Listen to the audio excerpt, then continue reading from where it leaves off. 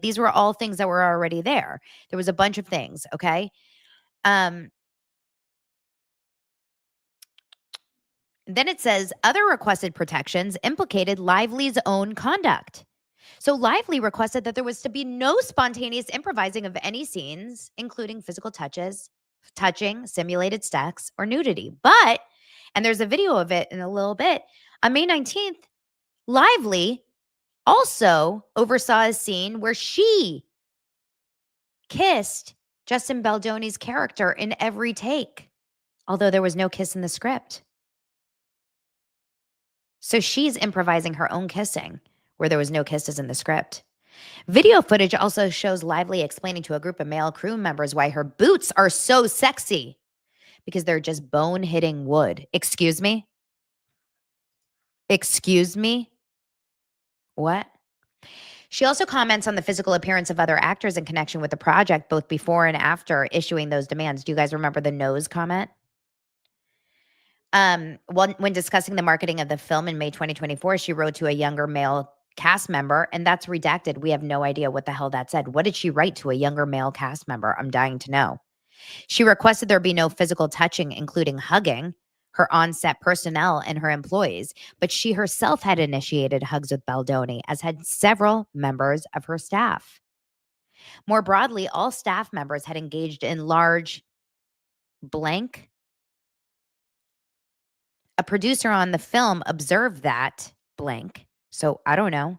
Video footage shows Baldoni hugging male members of the cast and crew as well. Lively requested that there were to be no discussions of personal experiences with sex or nudity. Lively had previously volunteered to Baldoni details of her personal sex life. So she's a walking goddamn contradiction, you guys. Lively's list also included several items that were wholly unrelated to her sex, gender, or physical appearance, including demands that Baldoni not speak to her dead father, mention his own religious beliefs or ask for hers, or have private multi-hour meetings in Lively's trailer with Mr. Baldoni crying, as well as a demand that Lively receive notice of COVID exposures on set. And the defendants are pressured to accept her demands. They had no choice. Okay. I'm going to go through this. This is kind of So on January 4th, they had this meeting at the house. And this is when Lively read a longer list of demands off of her phone. She couldn't have even printed it. And this is when she talked about the birth video and all of these other things. Although the attendees were stunned by the nature of the meeting because Ryan Reynolds was attacking him basically verbally, they made efforts to assuage Lively's anger. Although neither Heath nor Baldoni admitted any wrongdoing. Sarowitz wasn't present at that meeting. He doesn't recall exactly when he learned about the meeting. But that was when Justin Baldoni basically was like, oh my God, I got verbally just ambushed by Ryan Reynolds.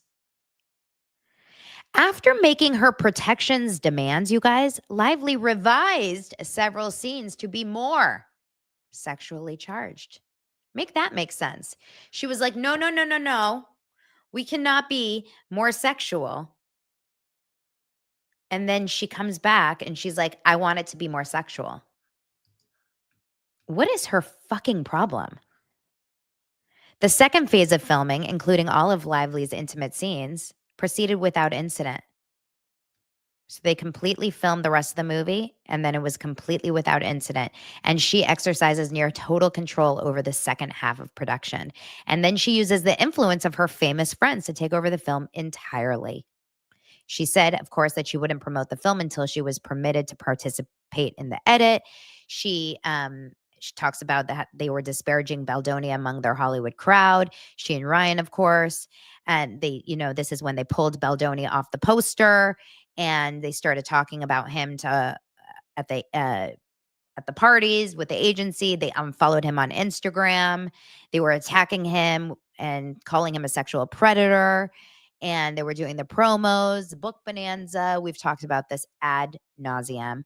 They weren't allowed to be on the red carpet. They sent him to the basement. And then it goes into, of course, the smear campaign or the quote unquote smear campaign. And this is when they're saying that they hired the PR team. And I'm not going to get into the rest of that part of the document because I seriously don't know if I have the time. But what I want to do, and maybe I'll do it tomorrow if I have the time. But what I want to do is I want to go to some of the footage and the text messages here that I found to be just so freaking crazy and heartbreaking. I just want to make sure that it's not okay. So, it's pretty insane. What do you guys think? First of all, I want to know what you guys think about all of that. And if you guys are still with me and if you're alive and if you guys are just finding that to be just the most sad thing you have ever freaking seen. Okay. What I'm going to do here for this part is I'm going to pull up some of the Instagram posts about it.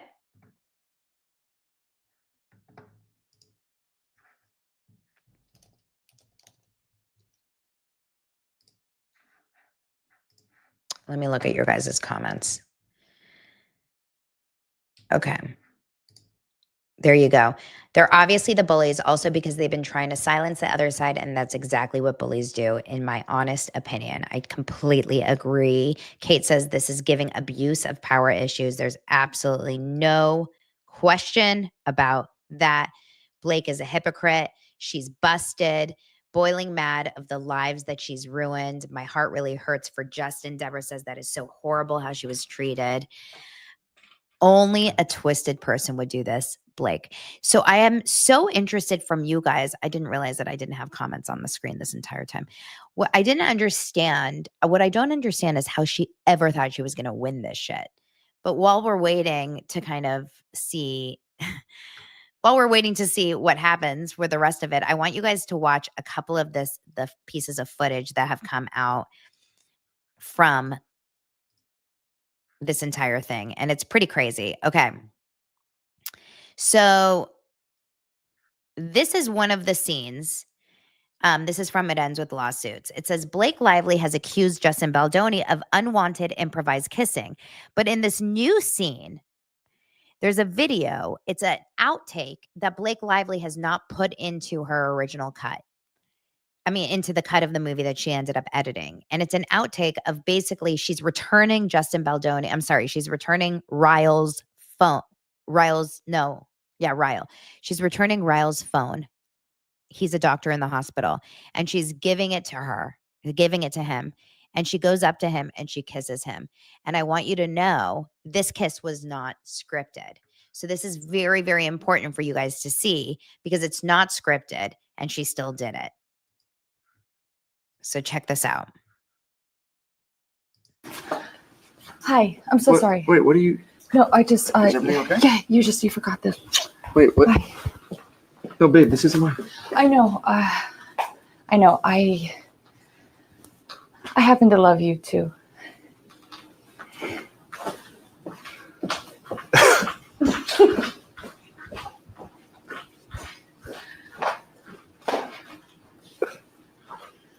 All right, cut. That's great. That's great. I find it fascinating because he pulls out of that scene mentally, emotionally, physically in 2 seconds. He's an actor. He cuts right out. He's not like, oh, hi, babe. Just kiss me. You can feel it. He's like, okay. I don't know when they filmed this, if they filmed this after or before, but I have a feeling this is after. He looks tired. He didn't like her. Okay? He doesn't like her. She is bad news for this guy. I don't know what kind of game she was playing. No, I don't know if this is the whole scene. It says Justin motions that Blake has something stuck in her teeth. He asks crew to get a toothpick for her.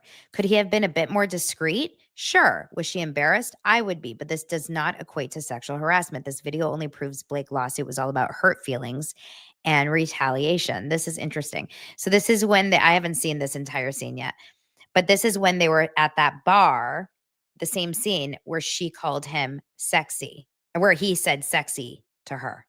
And maybe he did embarrass her. And maybe this did come down to the fact that she was like, why is he making me feel small for the first time ever?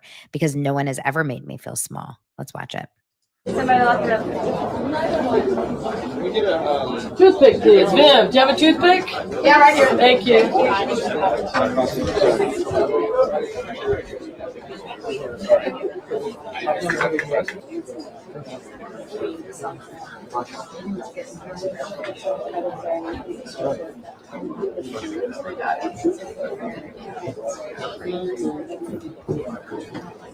All right, we should go.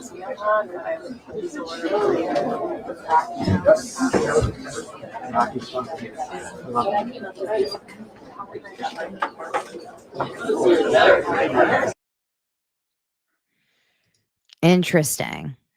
Interesting. So then there's also, I'm going to show you here. Hold on.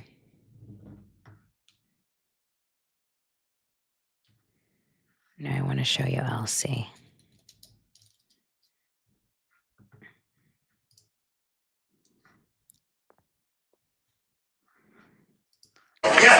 Okay, this is Elsie with the sexy line when she's sitting on the floor and says sexy to every single person on the set.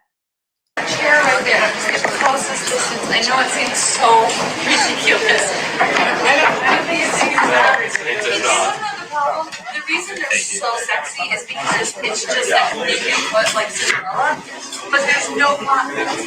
So if your phone is hitting wood, it is. It's actually really cool. And I did it. So if you're seeing this and you're wondering, what are you looking at? You're looking at one Blake Lively who has gathered a bunch of men, a bunch of crew, and explaining to them why her shoe is sexy, how exactly it's sexy, and how it's hurting her foot. And so she's sitting on the floor and somebody needs to go get her chair. You're wondering why they put her in shoes that hurt her feet enough that she has to be on the floor? She actually was the costume designer. She took over the job. She took over the budget, and then she brought in things from her own closet and then paid herself for it. Like, she made the movie pay her for things that were already in her closet. Yeah, she's a little scammer on top of everything. So that's your answer to that. And why she's explaining to grown men why her shoe is sexy, well, you're going to have to ask her. You're probably also wondering how this is relevant. Why? Well, it's relevant because Blake is suing a man, partly because she says said man called her sexy or called her outfit sexy. Yet this is her describing a fucking shoe as sexy because of how it's cut. She literally describes words on a page as sexy. I want the words to sparkle. I want it to be sexy. I want the character to look sexy. Which is just absolutely insane. If you look at her, and Billy Bush nails it here. He says, they're not looking at your shoes, nor do they think they're sexy. The top you're wearing may be of interest to that nice lighting guy. Her tits are pouring out of her damn shirt. Okay? I'm sorry, but like, if I showed that video to Lance, he'd be like, I'm sorry, she's wearing shoes? Like, I didn't even see shoes. I didn't see shoes. All I saw was boobs. And she's like, my shoes are so sexy. My shoes are so sexy.